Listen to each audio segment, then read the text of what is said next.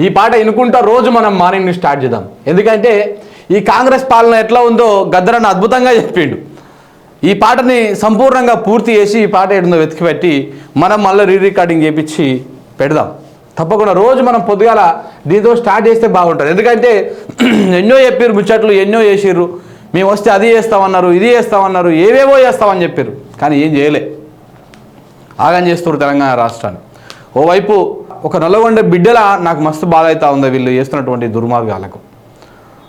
ఈ కృష్ణా ప్రాజెక్టులు మొత్తానికి ఇప్పుడు కృష్ణా బోర్డుకు అప్పగించడం వల్ల ఈ నల్లగొండ జిల్లా, పాలమూరు జిల్లా, ఖమ్మం జిల్లా ఎండిపోయేటువంటి ప్రమాదం ఉంది. ఖమ్మం కంటే ఈ రెండు జిల్లాల మీద బాగా ఎఫెక్ట్ ఎక్కువ పడుతుంది, ప్రభావం ఎక్కువ పడుతుంది. సో కాబట్టి ఈ దుర్మార్గులు మామూలు దుర్మార్గులు గారు, తెలంగాణను ఎండబెట్టేటువంటి దుర్మార్గులు. ఎవరైతే ఆదరించిర్రో, ఏ బిడ్డలైతే మోసపోయి కాంగ్రెస్ పార్టీకి ఓటేసిర్రో అదే బిడ్డలను కాల్చుకొని తినేటువంటి ప్రయత్నం చేస్తూ ఉంది కాంగ్రెస్ పార్టీ. ఈ పాలమూరులో 12 సీట్లు గెలిపించారు, నల్లగొండలో 11 సీట్లు గెలిపించారు. ఈ రెండు జిల్లాలు కలిపితేనే 23 సీట్లు గెలిపించారు. 23 మంది ఎమ్మెల్యేలు గుంపుకే గెలిపించినాం మనం. పాలమూరులో మొత్తం 14 ఉంటాయి, నల్గొండలో మొత్తము 12 ఉంటాయి. 12కు 11 కాంగ్రెస్ గెలిచే, పాలమూరులో 14కు 12 కాంగ్రెస్ గెలిచే.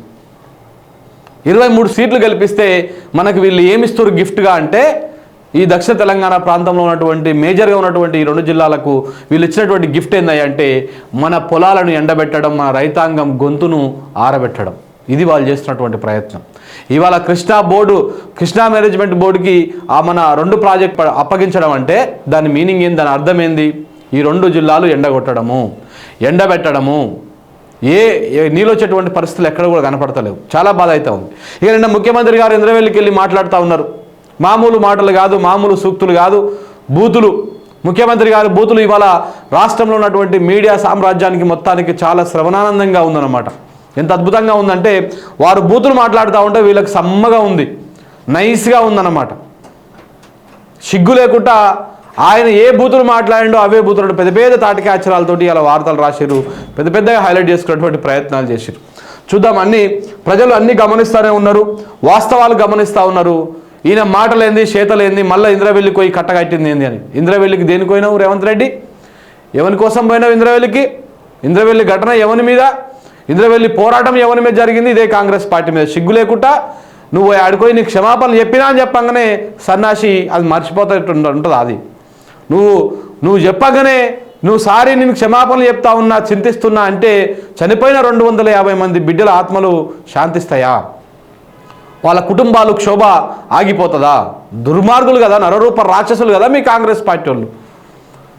నువ్వు చెప్తున్నటువంటి ఇందిరమ్మ రాజ్యం అప్పుడు ఇందిరమ్మనే కదా పైన ఉండి ఏలింది. ఆ ఇందిరమ్మనే కదా ఇంతమందిని పొట్టన పెట్టుకున్నది. ఇందిరమ్మ తెలంగాణ రాష్ట్రానికి ఇందిరమ్మ రాజ్యం అంటే ఒక రక్త పిశాచి లెక్క కనపడతా ఉంది. ఎందుకంటే 1969లో ఒకసారి చరిత్ర తీయండి మిత్రులారా, 100 మందిని పొట్టన పెట్టుకుంది ఇదే ఇందిరమ్మ. 1981లో ఇదే ఇందిరమ్మ 250 మందిని పొట్టన పెట్టుకున్నది.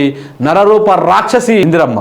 సో కాబట్టి ఇందిరమ్మ రాజ్యం అంటే రాక్షస రాజ్యం, ఇందిరమ్మ రాజ్యం అంటే రక్తపు టేరుల రాజ్యం, ఇందిరమ్మ రాజ్యం అంటే దౌర్జన్యాల రాజ్యం, ఇందిరమ్మ రాజ్యం అంటే దుర్మార్గాల రాజ్యం, ఇందిరమ్మ రాజ్యం అంటే చీకటి రాజ్యం.